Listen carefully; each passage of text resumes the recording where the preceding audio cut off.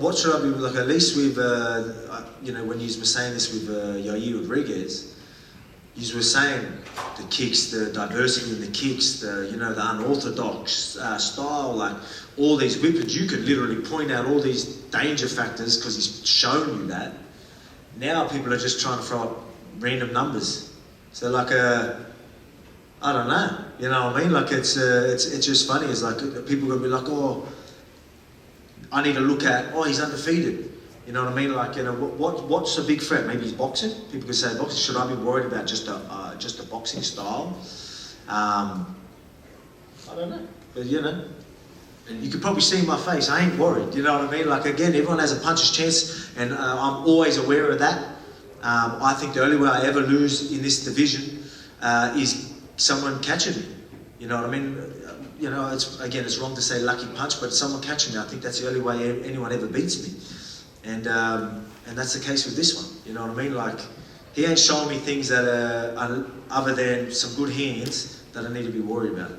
You know what I mean? But obviously you worry about it because again, you've got the puncher's chance. But for me, like I said, pretty much every single time we fight, I make this look easy.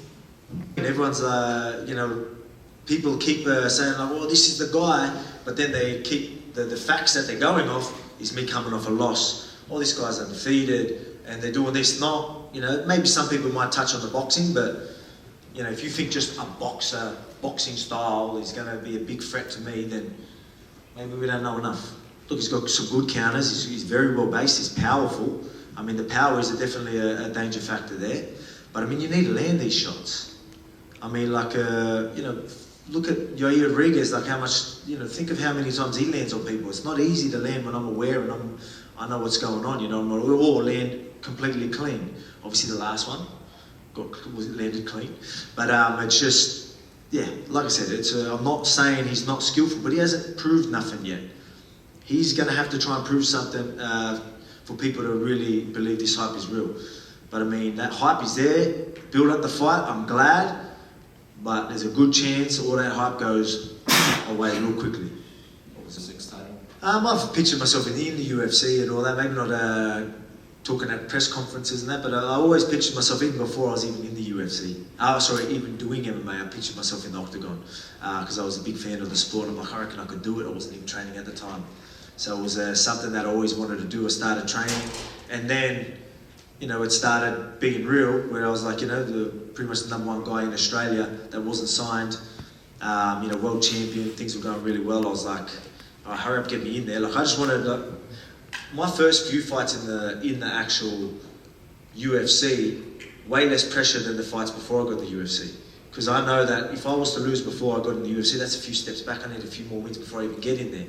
I knew once I was in the UFC that, I knew I was ready. So I was like, I'm like, at least I'm there. Like, I know I'm in there, and I know I can beat most of these guys. Yes, there's obviously a chance of losing, but I know I'll get a second chance, and there's no way losing twice in a row. You know what I mean? Like, so that was how I was looking at it. And but it's crazy. It is crazy when you think of that, and then obviously it's weird because it seems so long ago, but it just seems like not too long ago at the same time. I don't know how that works. It seems like it doesn't seem that long ago, but it seems like a whole lifetime ago. So it's like a different life, almost. It's weird.